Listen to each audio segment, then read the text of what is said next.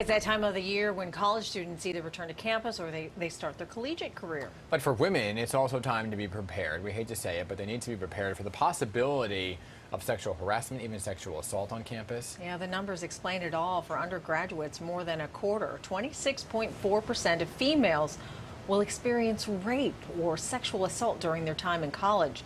That makes college women from ages 18 to 24 3 times more likely than women in general to experience sexual violence. It's a dangerous time, and here to tell us what women can do to protect themselves is Rahel Bayar. She's a former sex crimes and child abuse prosecutor in the Bronx DA's office. She's now a consultant in abuse and harassment prevention. So Rahel, welcome.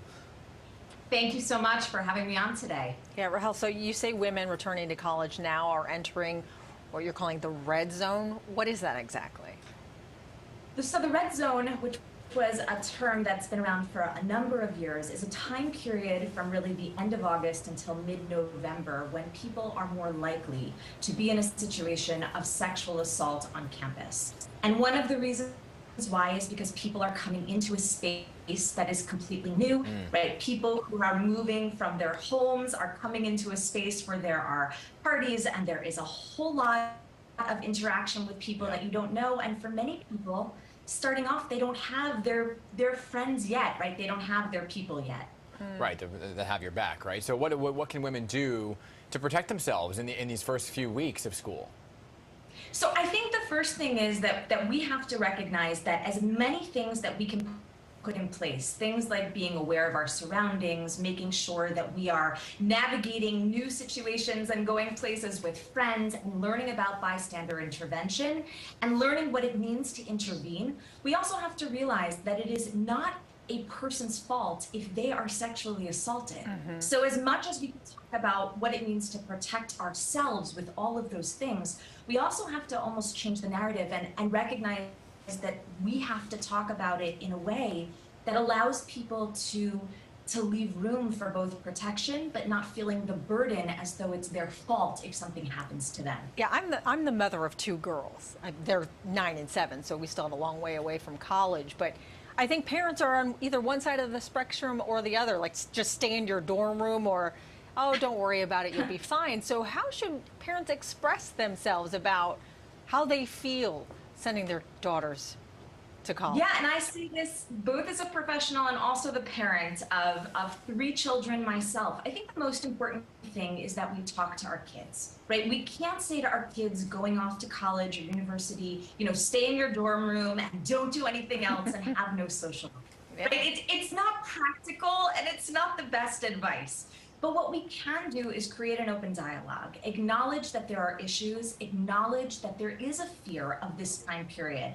What are the things that can be done so that you feel more protected?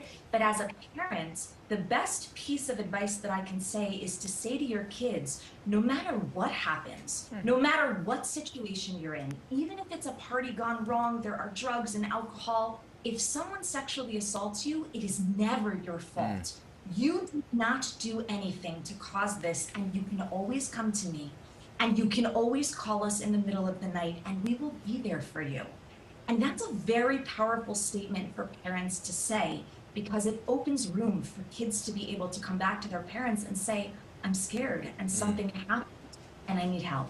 So when you gave some of the tips on how to arm yourself going into these kinds of situations, do you recommend, I guess, that women carry mace or take like a self-defense class going into college? You know what? I don't usually recommend that people carry particular things. I think everybody's different, and honestly, the laws in every single state are very different about what you can and can't do. I actually think one of the best things you can do to arm yourself is to acknowledge that it's an issue, to talk about it with the people around you, and then recognize everybody has a different personality type, right? When we think about what it means to intervene, you might have someone that feels more comfortable taking a self-defense class, but at the same time recognizing that in a moment of trauma, when something is happening, many times we freeze. And if you are somebody that says we have to take a self-defense class in order to safely be on campus, what happens if you do freeze and you're not able to say no or fight back? You may start to feel as though you're at fault. So I think you have to know your personality type and know what would help me walk on campus and feel safe. Yeah, And that's exactly. not going to be the same for every person. Yeah, and I think it's also important to make sure you're familiar with the campus and know where the safe places are to walk and maybe not the not so safe. Rahel Bayar, we really appreciate all your advice this morning. Thanks for being here. Thank you so much for having me.